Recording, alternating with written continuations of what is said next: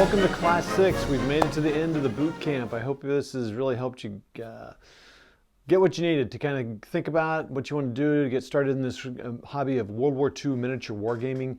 And we're now to the final topic, and it's really just kind of me giving a shout out, which I love doing, to some of the great channels that have inspired me, that continue to inspire me.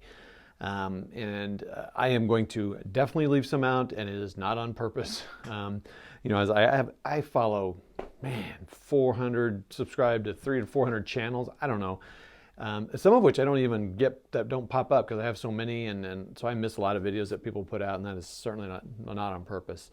And then who has time to watch all of them anyway? So, but I appreciate the content. I say keep pushing, pumping it out there. And I guess as kind of a final note, I guess I should have added this. This video thing has become a part of my hobby. I love doing it. I like kind of some of the production side and doing all that. And obviously I'm not any sort of pro or anything. I just have a good time. And I almost can't play a game without shooting a video and doing pictures. I'm not a great writer, so that's why I don't you know, have a really an active blog like some guys do. I just like getting on here and doing this, and it's a lot of fun. So hey, I would encourage you to do it, either a blog or this or a Twitch channel or whatever, live Facebook videos, I don't care.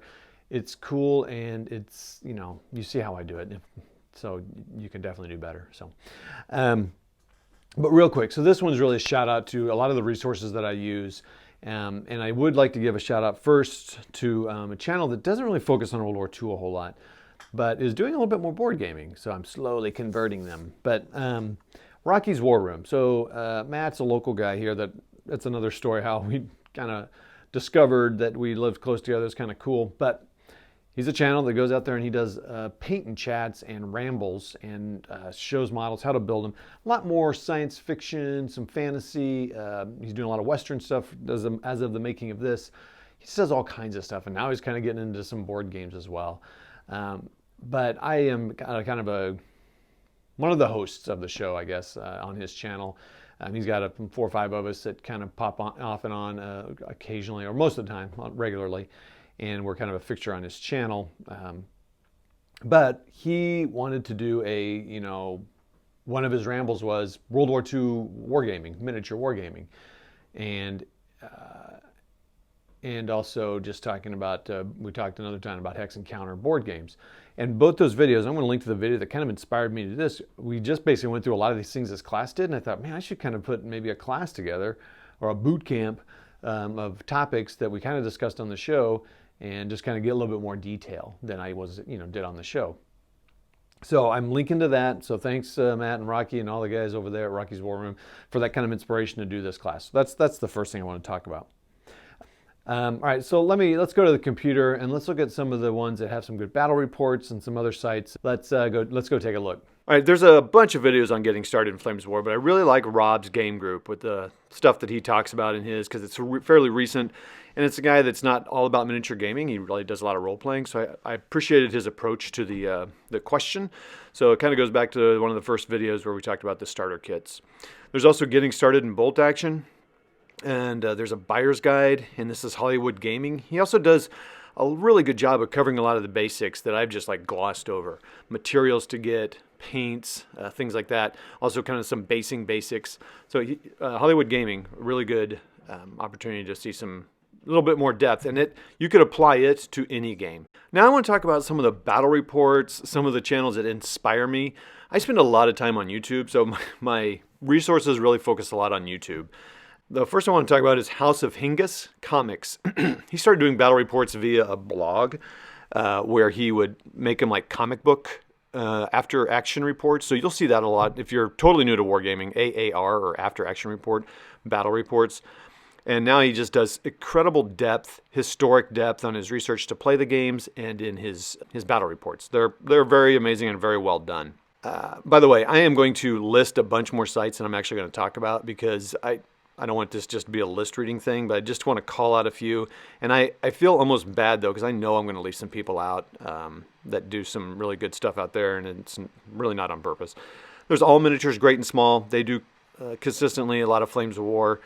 A lot of these channels like them also do a lot of other games as well, but Modeling for Advantage is an awesome channel that they do some really fun things. They buy those Hit the Beach starter sets, they buy those bolt action starter sets, and they actually then, so they give a good in-depth unboxing, and then they actually play games with them, and they're very well done. So go check out Modeling for Advantage. There's Tabletop CP. I like them for their quality and consistency. They have done a lot of bolt action and Chain of Command, which is one we talked about in a previous class. Valhalla Games, holy cow, their boards are great. They produce quality. They don't produce very much, but when they do produce, it's fantastic. On Point HQ, very consistent and good quality about, I don't know, I just really appreciate their approach. Kitchen Wargamers, because he's a fairly new channel as the making of this, and it's been fun watching him play on his kitchen table, essentially. And I think that's good for newbies to see how to start, and that it's okay to start with no matter what level no matter what table size and what you can use, they make it work. Yankee Wargamer, again, because of his consistency with bolt action, and he's got a lot of historical knowledge, so he brings a lot into some of his reports. Wargaming World, because again, the quality of his videos, and he's got a unique table size and setup, and watch him for good ways to use the space you have. Panzer Schul, again, quality and consistency, and I'm gonna end up with Storm of Steel Wargaming. This guy, give me a break. He seems like a quality guy, and his videos are just quality. He talks a little bit about solo playing, like how to make a game solo that's not originally supposed to be solo. And he also does games that aren't the mainstream. So he's doing Chain of Command, but that's kind of more mainstream now. But I Ain't Been Shot Mum, which is one we talked about. And it's been fun watching him do those games. And his models look great. And he does lots of unboxings, lots of painting. He does some good tips on how to paint quickly. All right, now let's talk a little bit about websites. I mean, I could go on and on about websites. There's Lead Adventures Forum, and then there's forums on many of the manufacturers and publishers' pages. Pendragon, for example, I spent a lot of time there. GHQ, I spent a lot of time in there. Now, the one I want to point out is Steve's Balagan. Now, most of his resources are about Crossfire, a game that we talked about, but you can adapt them for lots of games if you don't play Crossfire. And he has, talk about consistency. Now, this is just a blog, a website, but he has also information about how the structure of forces and things like that. Go check out Steve's Balagan. He's the one that inspired me to adapt his 2x2 scenarios for Blitzkrieg Commander, and so I made a Blitzkrieg Commander book, which I'll link to on the website to find links to all these channels and more. On social media, there's too numerous to mention, but like I started a Blitzkrieg Commander fan group on Facebook. So if you're on Facebook, start searching there, and you can find almost a group for almost any miniature size, any game, any rule set, if well known or very small and minor. And the same on Instagram, Twitter. Twitter's got a pretty good group. If you want to see some live gameplay, there's a few of us doing live games on Twitch. There's a lot of people painting on Twitch. If you want to see kind of how painting is actually done.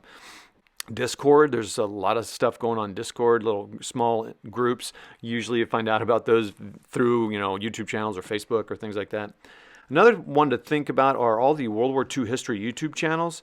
And I'll just show a few of them here. World War II TV, World War II Nation, Tick, the Tank Museum, and there's many others. And they're just good to kind of understand history. Some of them go into specific battles, and some of them kind of usually more broad overviews, but it just kind of gets you sucked in. And so they're also good to listen to while you're painting and doing some of that prep work that we have to do. So I would say that's just the beginning of the resources available to you. Obviously, there's tons of books about things. A lot of manufacturers have publishers have scenarios. I would say some of the best sources for that are Too Fat Lardies for Chain of Command and I Ain't Been Shot Mum. You can then take those scenarios that they have for those and use them for any game if you're not playing those two games, and you can kind of convert and then there's others. Command Decision has some books. There's also something called Skirmish Campaigns that have scenarios as a part of their.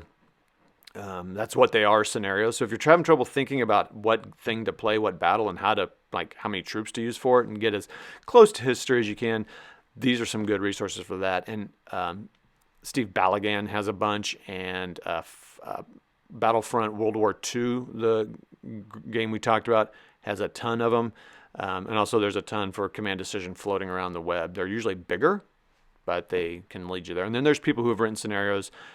All like Wargame Vault is a great source for that as well. Well, that's it. That's the boot camp. You are now officially ready to go out into the world and start, playing World War II miniature war games. I hope you have a great time with this hobby. It's really fun. It's a rabbit hole, and it's important to stay, disciplined and focused on what you want to do. It's easy to go crazy and buy way too much stuff. I would encourage you just to set yourself a budget of a weekly or monthly budget, so you don't, so you kind of know what you can spend, and then just kind of, start. I'm going to say it wrong, but Kitchen Wargamers, build it, paint it, play it. That's a great thing to do. Play it your way. I'm going to keep that blog site that it's down in the link or down in the description. Go check it out. I'll keep updating that to other resources. Some of these things I talked about. Let me start seeing some posts in Facebook or some of the groups on YouTube, on your blog. And let's see your games. Let's see your model progress. Don't, just show us even the built stuff, even just the ugly painted, what you'll think is ugly painted stuff. And it's great. It'll be wonderful. So let's do it. And I look forward to seeing and talking with all of you. Have a good time in this hobby, and let's start rolling dice. We'll see you later.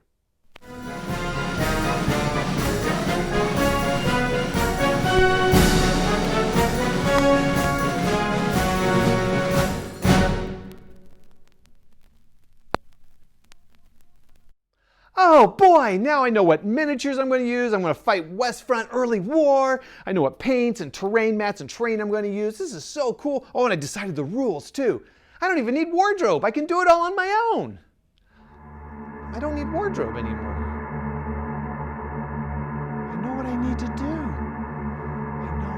do. This new class, we're going to talk about paintbrushes and how to paint the eyes on 6mm figures.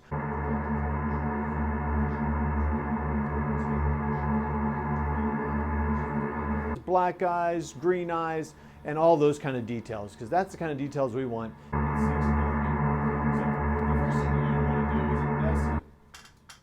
Toddy! I thought you were dead. I'm so glad to see you. I'd heard so many rumors.